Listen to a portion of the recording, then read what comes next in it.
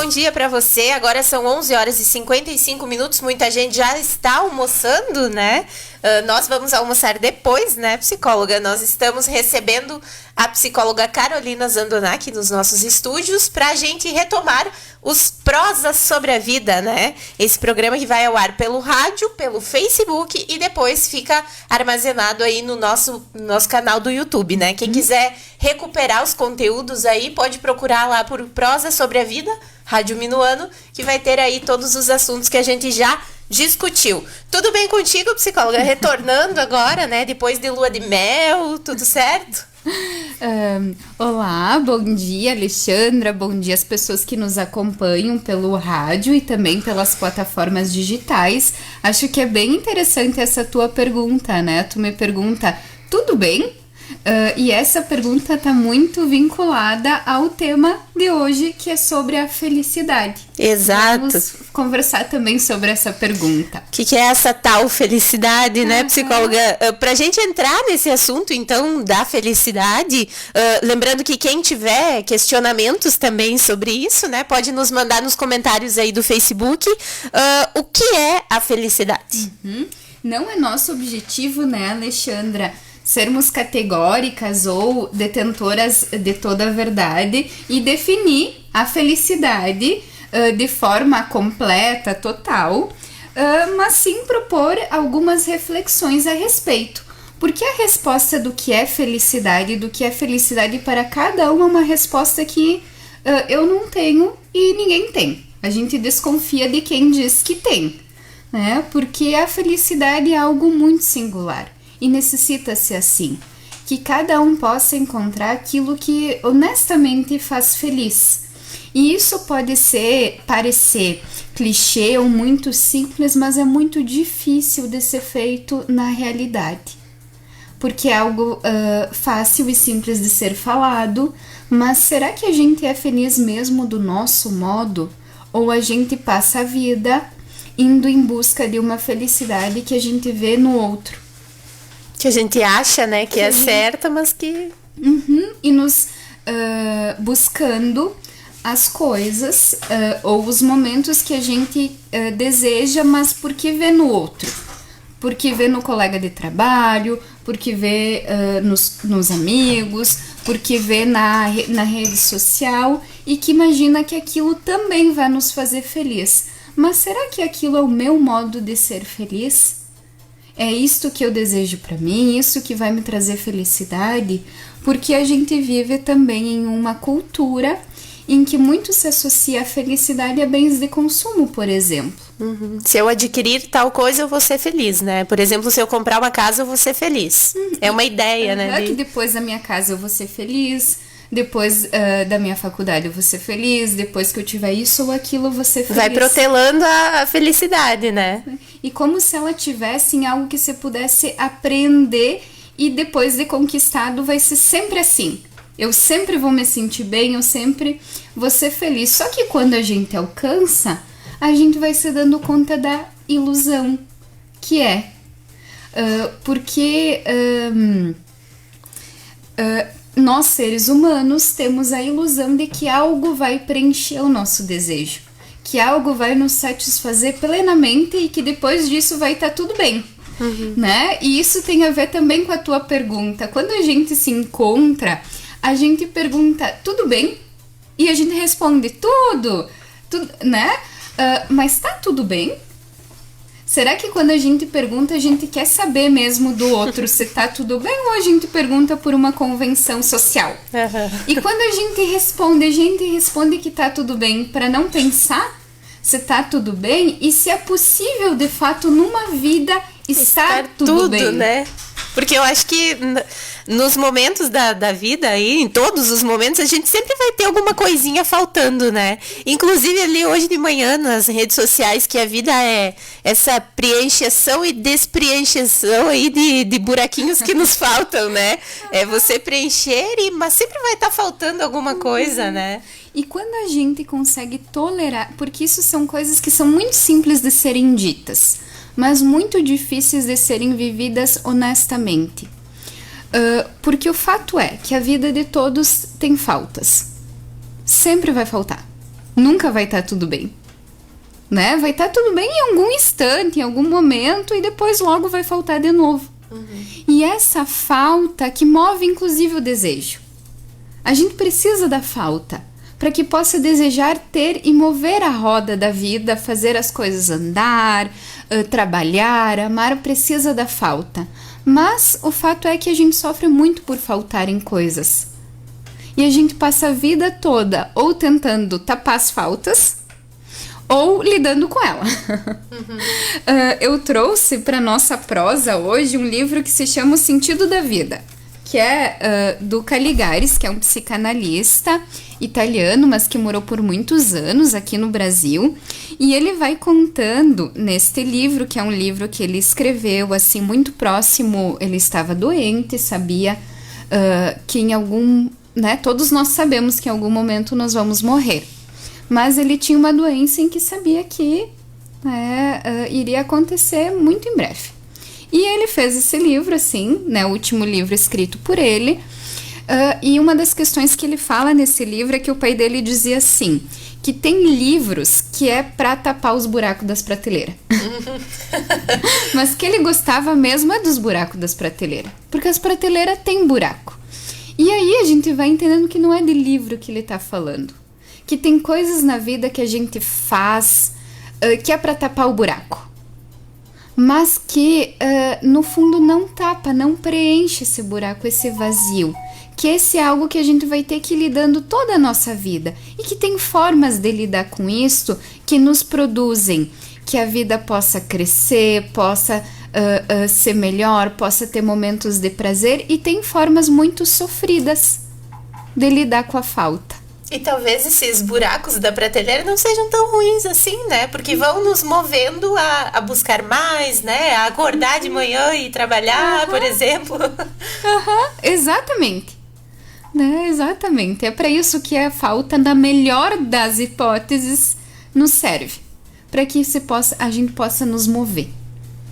Mas tu citou um ponto, psicóloga, que... realmente, eu já conversava ontem sobre essa questão com a fonoaudióloga Sabrina Lache, aqui no quadro dela.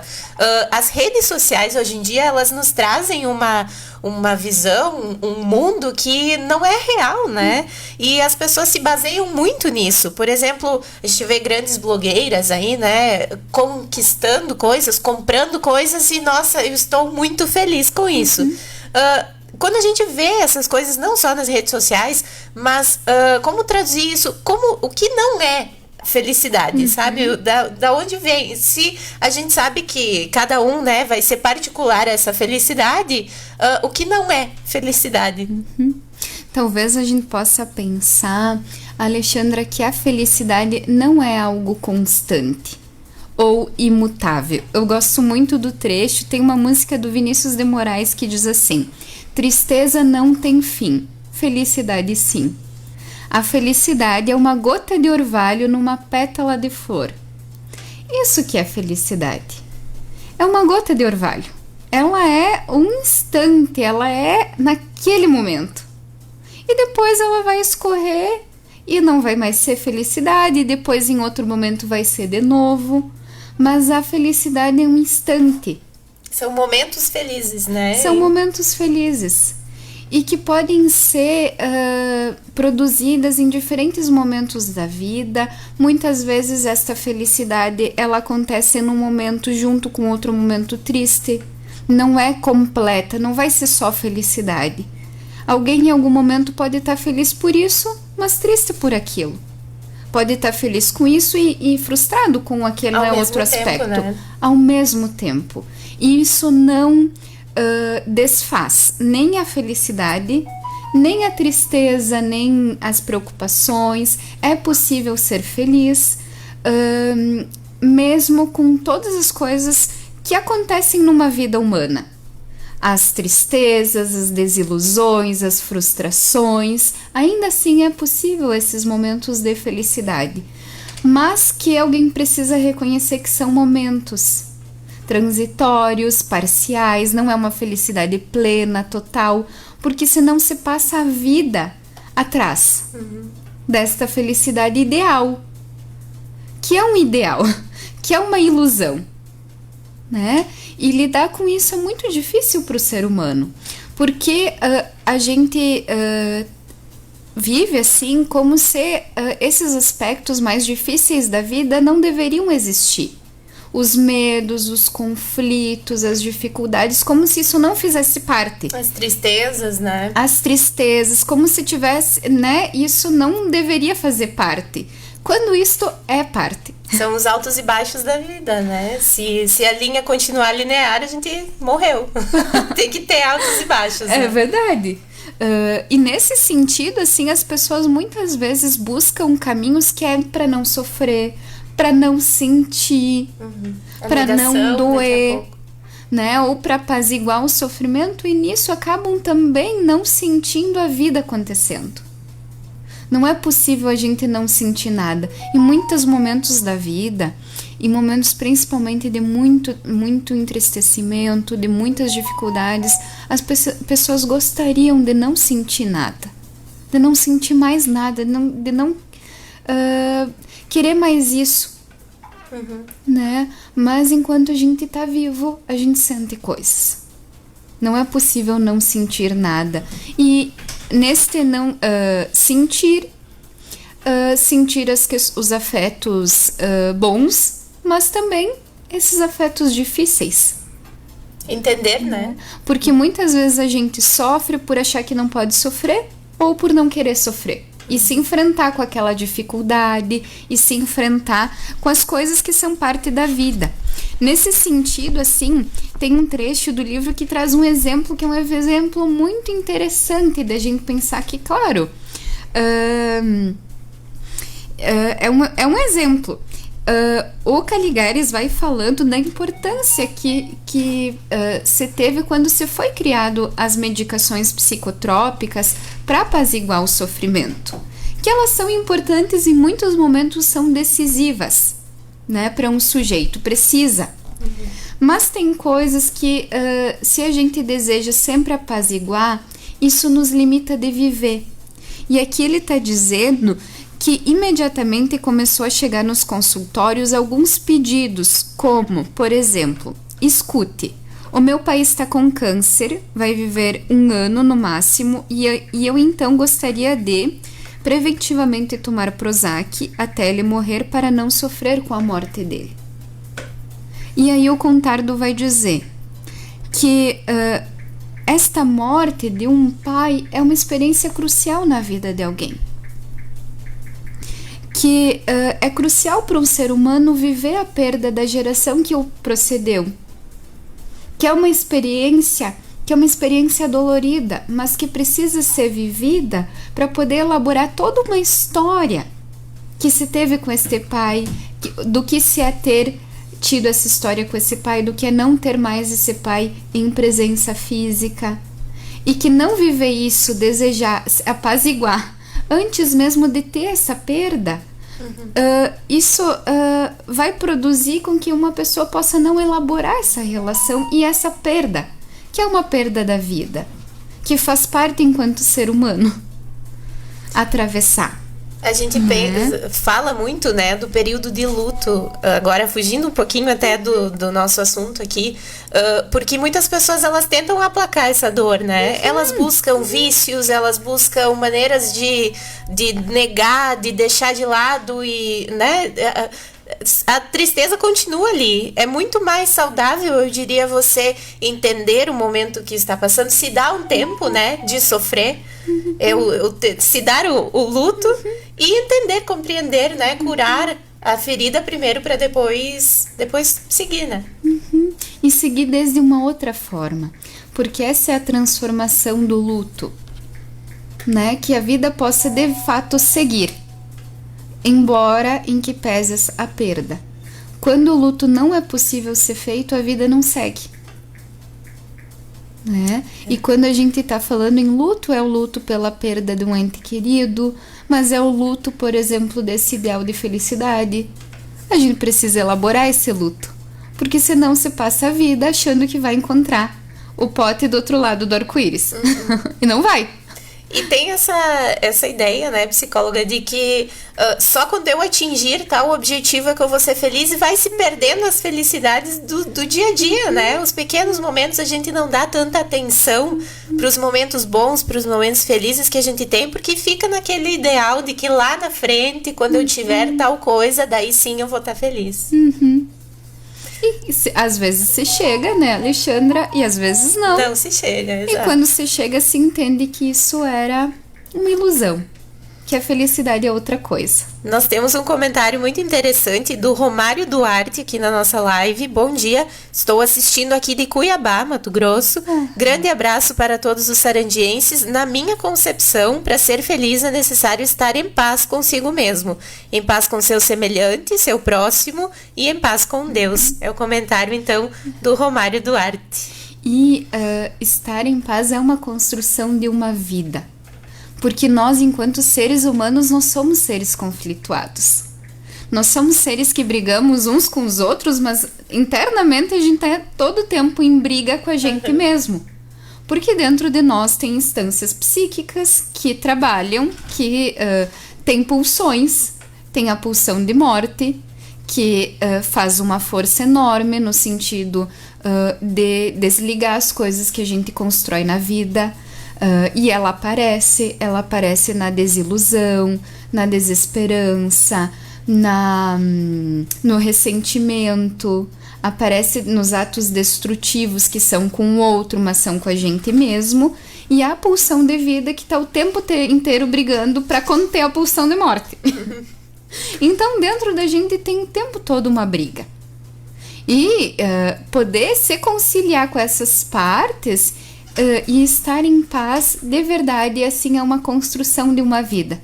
Que em momentos você consegue, em outros não você consegue, você precisa de ajuda para conseguir poder conciliar e ter uma vida que seja, como diz o Contardo, interessante. Ele diz assim: eu não me preocupo com a felicidade, eu quero ter uma vida interessante, uma vida que eu possa sentir as coisas com a intensidade que elas têm. Atravessar, usar essas coisas para me constituir, para eu ter uma relação melhor comigo mesma, e eu tendo uma relação melhor comigo mesma, melhor com os outros também, mas que seja uma vida que tenha sentido, que vale a pena. Não? Eu ia te fazer essa questão agora, psicóloga. O que seria essa vida interessante, né? Que ele fala que prefere não a vida... Não a feliz, felicidade, ele né? disse, não, a felicidade não me preocupa. Mas a vida interessante, né? E o que seria essa vida interessante? Pro Contardo, assim, ele diz que é uma vida em que se possa viver de fato, com a intensidade que as coisas têm.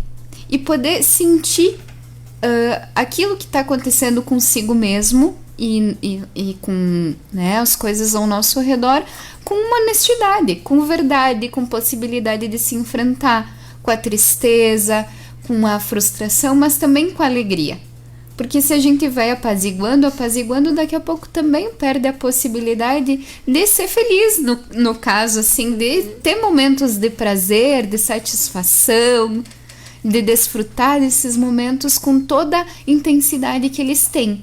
E que esses momentos se sirvam para aguentar o período de tempestade. Né? Um pouco assim como se o dia de sol de hoje pudesse nos ajudar também a aguentar os dias de chuva, né, que nós tivemos. Exatamente, uma boa analogia, né? Mas agora relacionando um pouquinho mais diretamente com o trabalho, né? Como que uma análise, como uma consulta aí, mais popularmente, né? Como uma consulta poderia ajudar nessa construção, nesse entendimento da felicidade, nessa busca... Muitas vezes, um trabalho de análise ou de psicoterapia vem para poder ir desconstruindo essas ilusões que a gente vai criando sobre a vida, mas que nos impedem de viver ela com honestidade e encontrar o modo como nós somos felizes, aquilo que para cada um faz sentido genuinamente. E que pode ser diferente dos demais, mas que para aquele sujeito faz sentido. Né? A análise é para isso, assim, para que a gente possa ser um pouco mais honesto conosco mesmo, com os nossos desejos, aquilo que nós queremos para nós, mas também com os nossos defeitos, com os nossos limites, com os nossos medos, e que a gente possa ser mais honesto, inclusive mais honesto e verdadeiro nas nossas relações. E aí poder, né, fazer com que a nossa vida possa fazer sentido para nós mesmos e para aqueles que estão ao nosso redor. Tem uma frase que eu gosto bastante de que quando a gente vai bem, tudo ao nosso redor vai também, né? É interessante a gente ter esse entendimento do que está sentindo, do que está buscando. E isso, a psicanálise, né? As análises, elas nos servem muito, né? A gente ainda tem aquele preconceito das pessoas de dizer que procurar psicólogo é só para quando a gente está com depressão, para quando tá, né? E quando não é verdade. O nosso dia a dia precisa dessa análise dos nossos próprios conflitos, né? E não é que não há momentos da vida que sim, que o sofrimento está muito intenso ou ele é muito frequente. Mas há buscas de uma análise que tem a ver com isso, com desejar ter uma forma diferente de vida, enxergar as coisas diferentes, possibilitar a si mesmo viver de um modo diferente, muitas vezes se diferenciar da história daqueles que nos antecederam, fazer uma história própria, né? Sem se sentir culpado, sem se sentir como se não estivesse fazendo o que deveria estar fazendo. Os motivos para uma análise são muitos, né? Entre eles esses, de desejar transformar a vida, a forma de viver, de sentir, né? É muito interessante falar de felicidade, né? Porque todo mundo busca isso na vida, né? Ser feliz, estar em paz, estar bem. Sim, esse com certeza é um tema que atravessa todos. Exatamente. E sempre muito bom conversar contigo, psicóloga, porque a gente até estende o horário aí, né? Eu já tava olhando aqui meio de canto pro Zé Laír, porque tá aí, né, esperando a gente. Mas que bom que retornamos com o Prosa sobre a Vida. Toda sexta-feira, nesse mesmo horário, a gente se encontra aqui na rádio. Tem o programa pelo Facebook. E lembrando que esse quadro ele fica armazenado no nosso canal do YouTube. Então, quem quiser assistir os demais assuntos, né, que a gente já trouxe para o Prosa, pode procurar aí no nosso canal do YouTube. Até semana que vem, psicóloga. Até semana que vem. E fica o convite aí para as pessoas pensarem, né? O que de feliz tem na vida, essa construção, esses desejos que a gente tem, né? Analisar um pouquinho, se quiser deixar aí nos comentários também. Fiquem bem à vontade e até a semana que vem. Até. Rádio Minuano FM 104.9. Vem aí, a Expo Constantino.